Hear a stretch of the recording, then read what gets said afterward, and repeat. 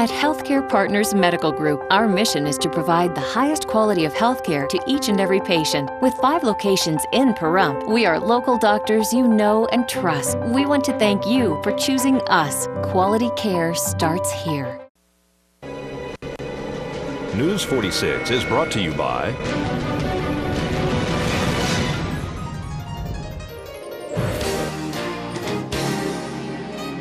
Healthcare Partners and Humana.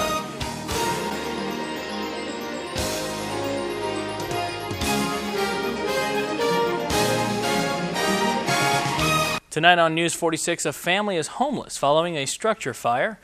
Books, backpacks, and lots of excitement as kids around the valley go back to school. And Superintendent Dr. Roberts talks about his plans with Nye County School District. News 46 starts now. You're watching KPVM News 46 with Rick Vale and Rhonda Van Winkle. Local coverage from Deanna O'Donnell and news across Nevada with Janet Eric. News 46, local coverage you can count on.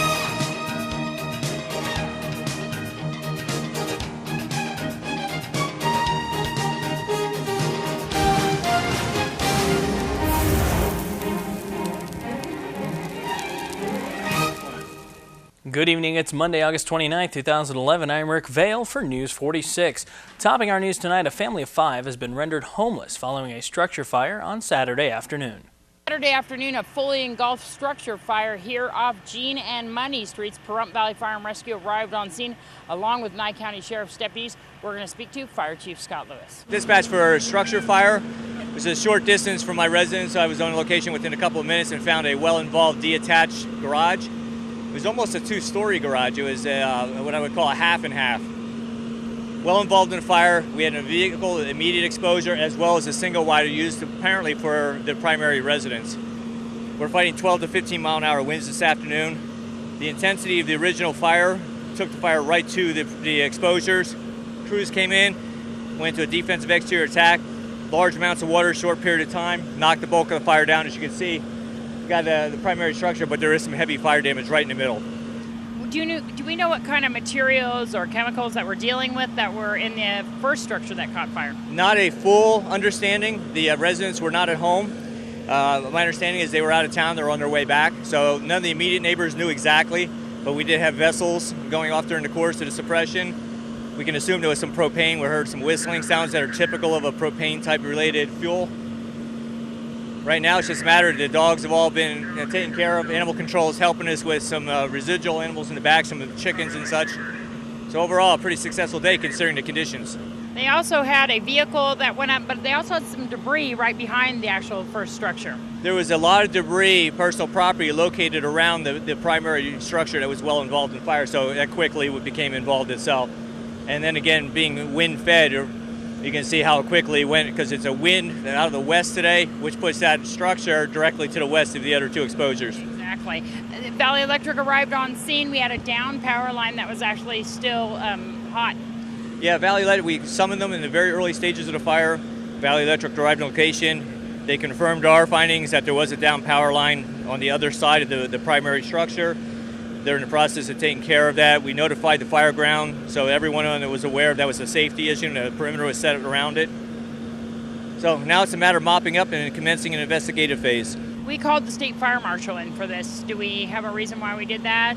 Considering the extent of damage and the amount of fire we had on arrival shortly after our notification, we want to make sure we cover all bases. And once again, if you would like to help this family out in any way, there's collections being put together. You can give KPVM a call at 727-9400 or go on Positive Pahrump's Facebook. This is Deanna O'Donnell for News 46. The community is getting together to help this family. If you would like to join the effort, call Stephanie Lopez at 727-8229 or Lisa Holleman at 209-3282. And alarm clocks were ringing first thing this morning, and those familiar yellow buses took to the streets as students of the Nye County School District went back to school.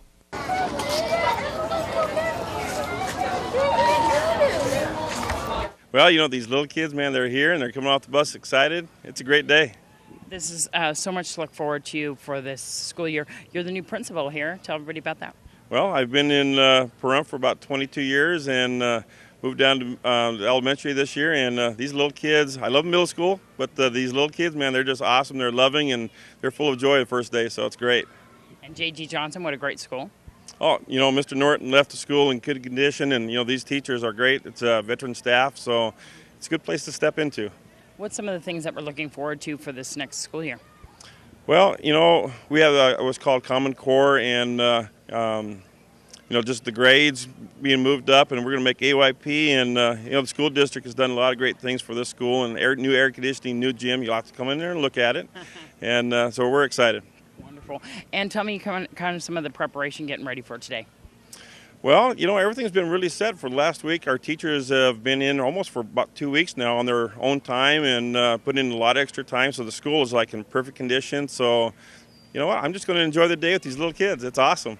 And Nye County Superintendent Dr. Rob Roberts is postponing his retirement for one more year. The school board was unable to find a suitable successor, so Dr. Roberts has chosen to stay until they could find a proper replacement. He is the longest-serving superintendent in the state. I am Deanna. This will be an even decade as superintendent of Nye County School District. At the present time, I'm the third longest-serving superintendent in the history of Nevada. And usually superintendents last about 3 years, and so I've tripled that staying rate. And I very much love the community. I have a home here. I've had it for a long time, and I've lived in Nevada for 20 years. And I'm from Florida, and talking with my family back there, they complain to me about, it's so hot in southern Nevada. And I said, I haven't seen one hurricane hit Pahrump yet, and so I'm very, very happy. So is there an option to renew after this year? My contract is at the pleasure of the board, but I have elected to retire, and I would have retired, but they couldn't find a suitable replacement, if you will. If they continue not to find a replacement, I will stay as long as needed. We had the opportunity of hiring some very good principals this summer. We got through the reductions in force. I put in place the new assistant superintendent, and we have all cylinders are firing. We're ready to go. And it's going to be a real good year for us.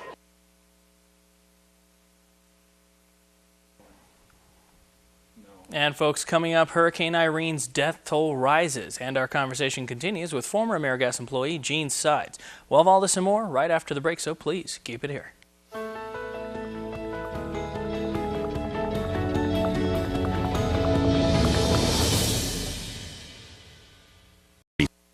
Is also brought to you by Southwest Medical Associates. Look for news about their latest healthcare center opening soon in your neighborhood. Southwest Medical Associates. Now that's powerful medicine. Welcome back to News 46. The death toll left in Hurricane Irene's wake rose today. At least 35 people were reportedly killed by the storm that ripped its way up the East Coast and into New England. The storm is estimated to have caused up to $7 billion worth of damage, a number that could grow, along with the death toll, as emergency assessments and flooding continues. Much of New York was regaining its stride. Airports resumed flights, subways reopened, but northern parts of Vermont were underwater after Irene brought more than 5 inches of rain to the region. And folks, we continue our conversation with a former employee who worked at AmeriGas here in Pahrump before the explosion on August 16th. Gene Sides spoke to us about his concerns for the safety of the community and the AmeriGas employees. The people that work there, are they employees of AmeriGas? No, they're employed by Pacesetters. There's only a couple people that are actually AmeriGas employees. You were just so close to becoming an AmeriGas employee, and that means benefits and more money. What happened with that? Well, after first I was told I was going to get it, and I spent a couple months keep checking, well, when's it coming, when's it coming? I'd hear, well, I'm working on it. It'll be by the end of the week, end of the month. Finally, I got tired of it, and I went to corporate and told them what's going on. Corporate sent Doug Trappy down, and they said, well, we were going to make you AmeriGas, going to make a couple of the other guys AmeriGas. And they sent us to do a physical, and that dragged on for a month. And we took our finally got to take our drug test, and then another month goes by, and, well, we lost the physical, and then, well, the drug test expired. Now you got to go take another drug test, and then, well, we can't find it. I don't know where it is, and it dragged on for 4 months. Yeah. Finally, it was, well, we're going to make it happen on around the 1st of July, the first pay period in July. And just a few days before then, I came in and I was told that I had been gone the day before because of a medical issue, and the week prior to that, and Mike wanted paperwork from the doctor. Told me not to come back till I get it, so I left. I went, got the paperwork from the doctor, came back the next morning, walked in, handed him the paperwork, and he says, well, we decided to end your assignment. I said, oh, I got the paperwork right here. He didn't even want to see it. Oh, really? I asked him why. He said, I don't owe you an explanation. Oh. And my belief, everybody else that knows it, was I was quite outspoken about the problems there, and it caused a rift. It was they want to keep it quiet. They don't want. I've talked to a couple people, and they said they can't talk about it. So, is there any other safety concerns or situations that you've had that you would like us to know about? Between the way they don't check it, we run tanks through that don't have the gas out of them. I mean, the fatigue that you run through, and I mean, it's repetitive. I mean, 14 hours a day, the exact same, where it's tearing muscles. I mean, people are just ready to drop, and it's hot in that building when you're putting, you know. You got all the heat that's outside, plus you got those heat lamps. Yes. It's intense heat. Yeah, it's quite hot in there. And they don't check the things properly. When they fill them, they're not checked properly when they go on the truck. And it's not the guys that are doing it. Yeah. They're doing their job as best as they can, but their hands are tied. Yeah. You know, the company wants just push, get it out as fast as we can.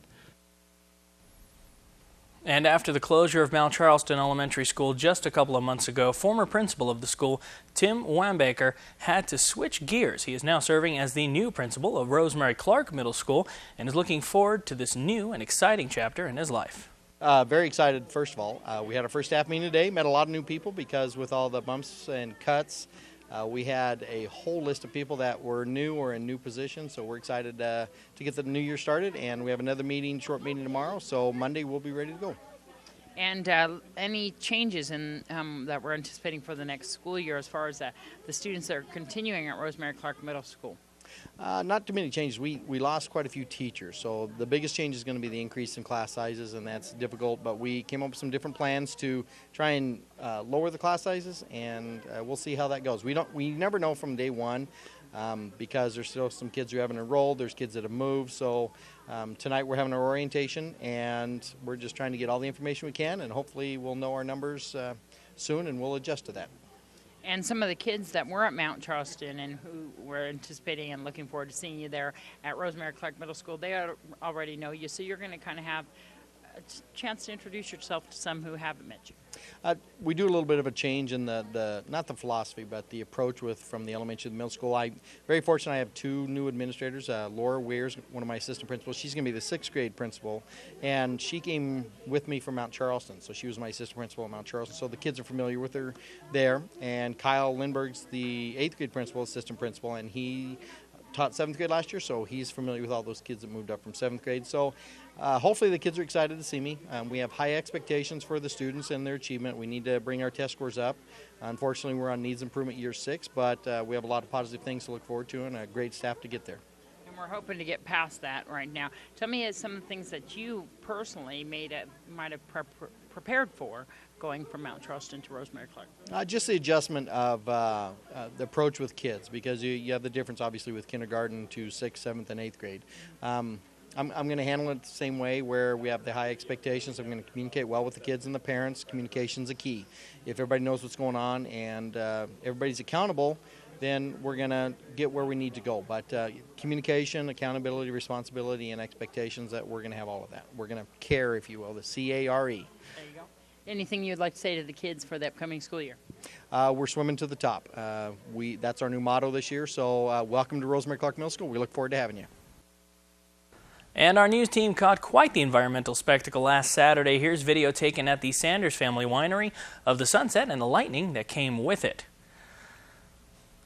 And I'm not one to miss a chance to segue like that. We're going to have Zach Fuentes back right after the break with a look at our 7-day forecast to see if any more of that lightning is in it.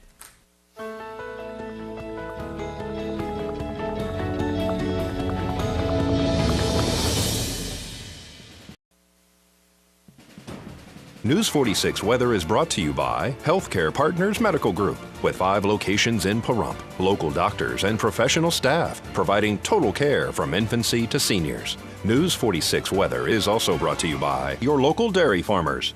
Dairy products are very important in maintaining a healthy body. For more information, you can visit their website at nevadadairycouncil.org.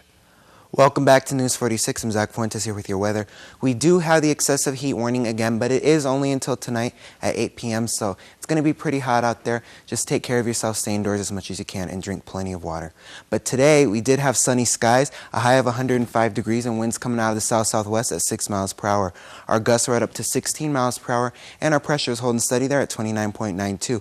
The UV index is at 9, which is very high, coincides with our high temperatures, and our humidity is at 15%, which is a lot lower than it was this weekend. If you were out there, it was pretty humid out, huh?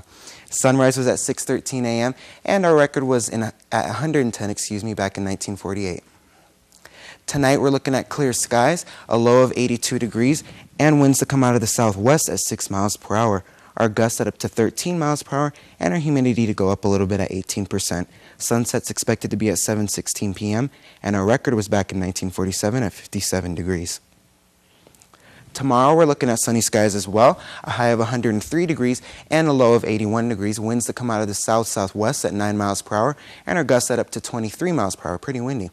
Our humidity is going to be at 12%, and our UV index is going to be at 9, which is very high. The sunrise is expected to be at 6:14 a.m.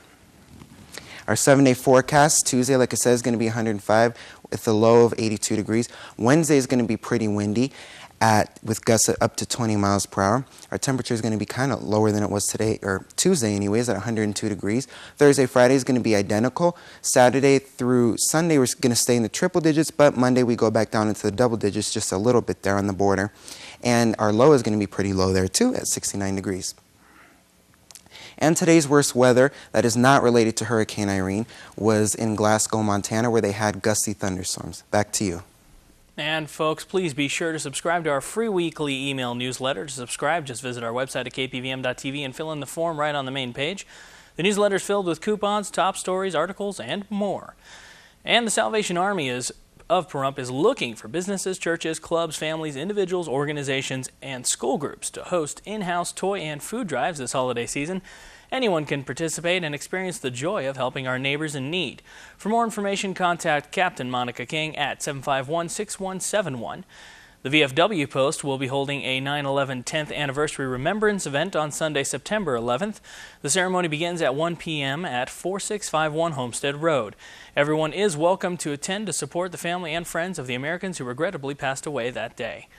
And folks, that's going to do it for this edition of News 46. I'm Rick Vale, and from everyone up here on the Hill at KPVM, we wish you a safe evening, and we'll see you here again tomorrow night. Until then, good night, Pahrump.